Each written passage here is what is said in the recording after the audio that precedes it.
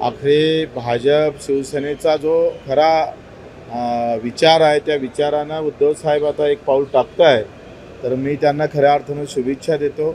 त्यांनी अशाच पद्धतीनं एक एक पाऊल टाकून मला वाटतं समोर यावं, जेणेकरून पुन्हा काही ज्या अधिक काही अडचणी आहे हिंदुत्वाच्या बाबतीत असेल, इतर बाबतीत असेल, निश्चितच एक चांगल्या प्रकारची समोर जे येणारी आम्ही पाहतोय का ज्या गोष्टी असेल त्या अधिक सकारात्मक होईल.